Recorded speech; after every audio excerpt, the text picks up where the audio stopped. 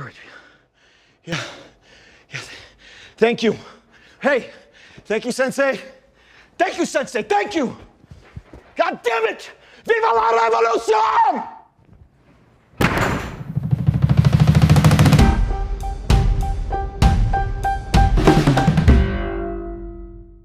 Hello everyone. Welcome back. A single name was enough to make the release of this film in theaters a major cinematic event.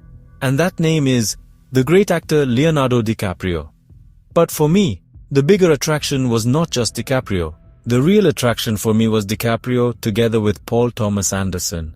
Honestly, the fact that the writer of this film is Paul Thomas Anderson, who has made several films considered milestones in the history of cinema, is huge.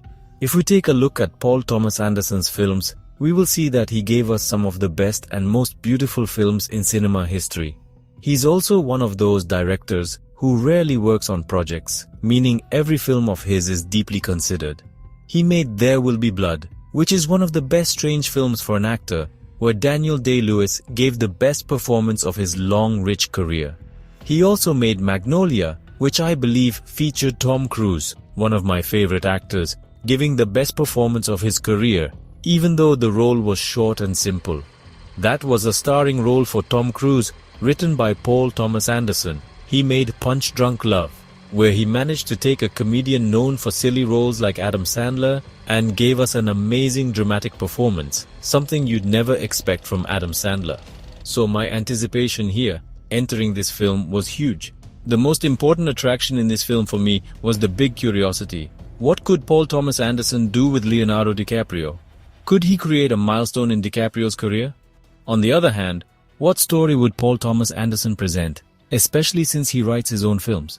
And usually, his films as a whole are case studies of different situations. The story of the film is about a radical leftist terrorist group in America. This group carried out sporadic terrorist operations during the 1970s and 1980s, including bombings of multiple government sites. But due to events we see in the film, we discover that one member of this group escapes with his daughter. This member is Leonardo DiCaprio, and he disappears with the girl for about 16 or 17 years. Then, one day, a member of the army or authority, played by Sean Penn, returns and tries to capture him and his daughter. For reasons you'll know in the film, we live the entire movie inside this chase. Sean Penn's character chasing DiCaprio and his daughter. One of the strongest aspects of this film is that after about 10 or 15 minutes, all the way to the end, we're living in a continuous chase. And the movie is not short at all. It's long, running 2 hours and 40 minutes. But this is one of the longest films I've ever sat through in the theater without feeling the time pass. I can almost swear there was zero boredom. The reason is the constant acceleration of events, since you're living through a continuous chase. In this chase, we move between different characters, and the perspective constantly shifts between the hunter and the hunted. All of these elements don't give you a chance to feel bored. Add to that the continuous shift in the tone of the film, from the thrill of the chase to the action that comes out of it, to moments of comedy from the situations that happen during the chase and the unexpected reactions of the characters, which result in sudden, surprising laughter. Alongside the excitement and thrill of the chase, we're also in the middle of extremists, whether leftist extremists or right-wing extremists. The comedy comes from how crazy the escalation of events becomes without giving you time to process what's even happening. And here comes the role of the acting, which helps highlight the comedy of the situation while maintaining its seriousness. And although I entered this film to see what Paul Thomas Anderson could do with Leonardo DiCaprio, I left amazed by Sean Penn's performance. Sean Penn stole the film, guys. Sean Penn carried the movie, not because the film was weak and needed someone to carry it, but because the film became about him and his character. Sean Penn's character was unique in every way. His way of talking, his way of walking, his story, and his endless contradictions that make him completely unpredictable. His comedy was unlike anything I've seen before, at least for me. This film reminded me how much we tend to forget about legendary actors. Sean Penn, guys, two-time Oscar winner at the height of cinema. Sean Penn gave us the masterpiece Mystic River, and I have no doubt at all that he'll be nominated for an Oscar this year. Here we see how Paul Thomas Anderson used Sean Penn's character to show us extremism from both sides. The second big surprise was Benicio Del Toro. This year, he presented himself in a totally new skin, in a very different way. And now we see him in this film giving almost the same style of performance, heavily relying on facial expressions, silence, and physical presence. And the chemistry with DiCaprio? Amazing. Maybe the only thing I missed was seeing more of him in the movie and having more events with DiCaprio. And this brings me to DiCaprio. The main reason so many people went to see this film in the first place, and the reason I went to see what Paul Thomas Anderson could do with him. I never expected that Paul Thomas Anderson, with all of DiCaprio's acting tools, would choose to highlight just one acting tool, a tool we last saw shine in The Wolf of Wall Street, his comedic performance. Anderson took that same comedic energy from Wolf of Wall Street and pushed it to a different level. The comedy was fun, exciting, and perfectly matched the events of the film. It never felt shallow or out of place. DiCaprio, of course, gave us a few dramatic glimpses too, especially in his scenes with the young girl.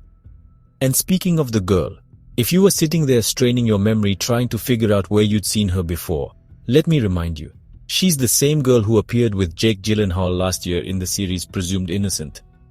I'd say she was the steady dramatic compass of the film. Through her, Paul Thomas Anderson shows us the generational cycle of extremism and how it keeps going. Beyond the acting, the cinematography during the chase sequences was outstanding. Whether it was physical chases on foot, running from building to building, or the bigger car chases, especially one near the end without spoiling anything, I can easily say it's one of the best scenes of 2025 so far. On top of that, the editing was a huge factor in keeping boredom completely away. This movie felt like a full-on experiment in continuous chaos. Chaotic but entertaining. It's a political commentary wrapped inside a fun chase movie. And to be fair, I didn't feel the film leaned too heavily toward one side. Maybe the criticism of the right-wing extremists and white supremacists was clearer, but the movie also showed the dangerous side of left-wing extremism and terrorism. Even though the characters call themselves heroes, the audience is smart enough not to buy into that. Now, about the continuous chase style, it really worked as both a strength and a weakness. On one hand, it was perfect for keeping the tension alive, keeping the excitement high, and making sure boredom never had a chance to creep in. On the other hand, it reduced the emotional impact. It didn't leave much room for deep character development or strong emotional connections with the characters. But let's be honest, not every movie has to be a deep character study. Sometimes the point isn't about how complex the characters are, it's about the ride itself. And here, the ride is the main focus. The characters are simply there to push the chase forward, while the chase itself delivers the political commentary the director wanted. And while the message was sometimes a bit direct, it wasn't overly preachy. At the same time, the pure entertainment value was always front and center. Honestly, those 2 hours and 40 minutes flew by. I didn't look at my watch once. I can say this movie is a brand new experience. Fun, chaotic, visually stunning, and full of comedic moments. But it doesn't lean much into drama. At the end of the day, this is a movie made for entertainment first and foremost. Yes, Paul Thomas Anderson has given us deeper films before, with better written characters. But here, he chose to go in a completely different direction. And honestly, I respect that. I respect the change and the courage to try something new. I just hope people don't fall into the trap of comparing this film too much. Not only with Anderson's older movies, but also with DiCaprio's other performances. Of course, I can't deny that it feels like a missed opportunity. A genius director like Anderson working with a genius actor like DiCaprio could have given us a powerful drama.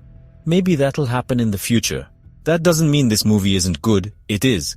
But I personally feel like, especially in 2025, I've reached a point where I'm oversaturated with political commentary in movies. I wanted just a small dramatic touch at the end, something that would have given me emotional closure after such a long chase.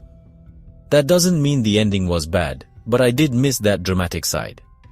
In conclusion, this is one of the most entertaining films of 2025. From start to finish, I was hooked. It's a movie worth watching in the cinema, worth going with your friends to enjoy, and worth talking about for a while.